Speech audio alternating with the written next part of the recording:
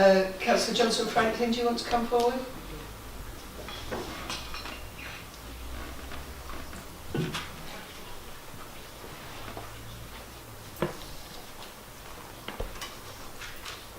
Thank you, colleagues. Sorry, I have a really sore throat, so please accept my husky tones. I apologise. How am I going to start? I'm going to raise two issues. The first issue is about affordable housing, and the second issue is about the height. In Lewisham, we welcome developers who are going to provide us housing, affordable housing. Yes, we welcome them. But when we look at this particular plan, and I know it's been revised, the 20% affordable housing is really not acceptable. It's far too low. 2 points I'd like to make. The one-bedroom flats that have been put in the proposal, I feel that from our current housing waiting list, we're not really looking for one-bedroom flats. We need two-bedroom flats or three-bedroom flats, because our families on our waiting list are families with 1, 2, 3, 4 children. So I'm not happy, if that's the right word, to look at the one-bedroom flat situation. And I would have thought the developers would have had the opportunity to have looked at our housing situation and have looked at offering more than one-bedroom flats, more two-bedroom flats. My second point is about the 90k threshold for the shared ownership. Currently, the Mayor of London has a 90k threshold in terms of the level of income to manage shared ownership. I don't think this is going to help our families in Lewisham, because many of our families, and a high proportion of them, are not earning £90,000 a year. Their threshold is about £38,000. So, 4 housing units probably will not be going to Lewisham residents, which I again think is unacceptable given the climate we're in and with our waiting list increasing and not decreasing. I'd like to draw the committee's attention to paragraph 1.7 of the report, if I can. 52. If I can. It's page 2, if you're looking on your tablet. And I don't quite understand what this actually means. To me, it says that there could be further negotiations about affordable housing, and decisions will be made at a later date. Well, if there are any decisions going to be made about affordable housing, they're not made at a later date. They're made at a planning meeting in a public arena. So I'm not clear about what that actually means. Chair. That is referring, I've just checked with the officer, to the presentation that we now have in the addendum. When the original papers were written up, the discussions were being made, which led to the addendum report, which was covered in the officer's original presentation.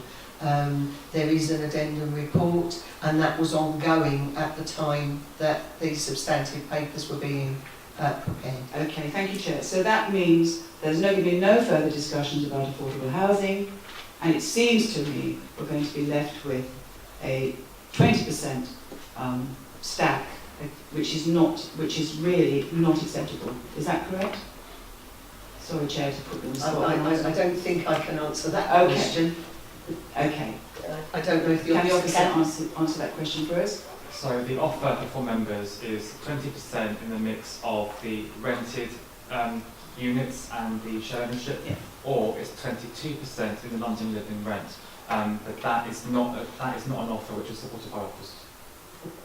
Which you said in the report, haven't you? Yes. Okay, thank you.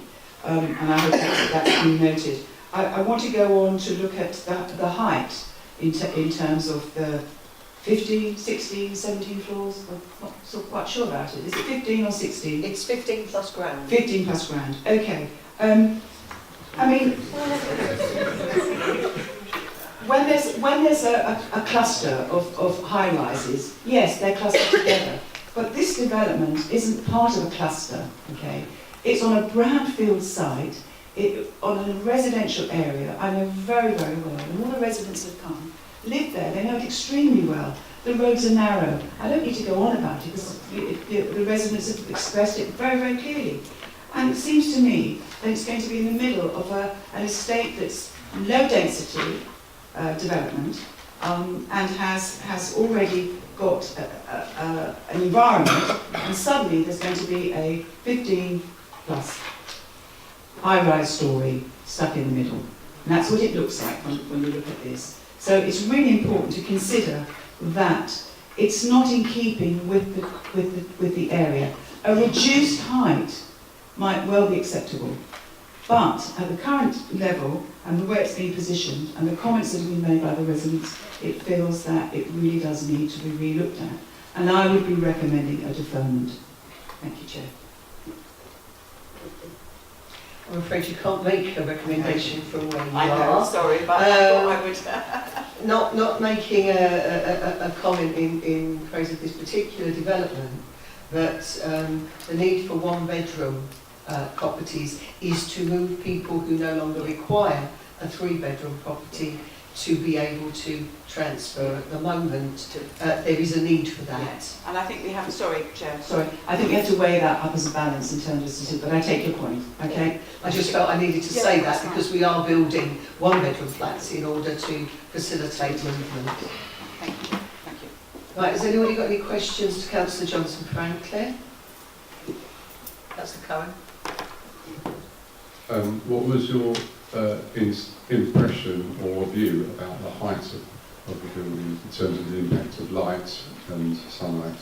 On the side of Silver Road and close to the edge of Masala Road, I think that height of 15 is going to have a detrimental impact on the residents, and we've been seen by some of the patterns of the light.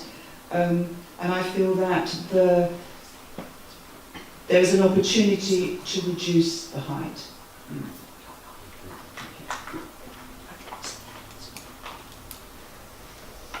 Sorry, I had someone asking a question. Are there any further questions?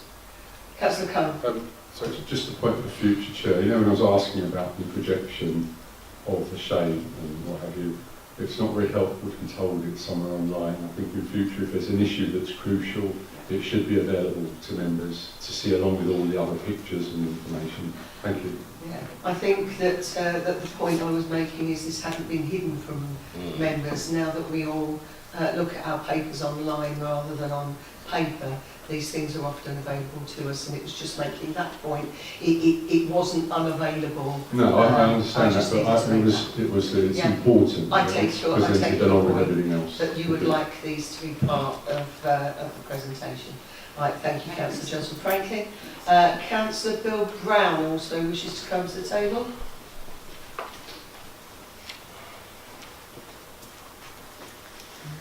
Thank you. Again, comments on my side, to all elegance from colleagues, however. Thanks, Chair. I'll be brief. I just want to highlight, it's already been mentioned, but the fact remains that we don't have a registered social landlord for this development. And if someone's sitting here saying we're going to have lifetime tenancies, well, actually you're not until you get this situation sorted. And it's been constantly in meetings with colleagues and with the developers, etc., that we're going to be getting one, and they still haven't got one. And I just wanted to highlight that to colleagues, that until they get one, you can't sit here and say you're going to have lifetime tenancies on these properties. I'm happy to take any questions if there's any, but otherwise that's my comment. Are there questions, Councillor Brown? No, you must have spoken very fully. Thanks, Chair.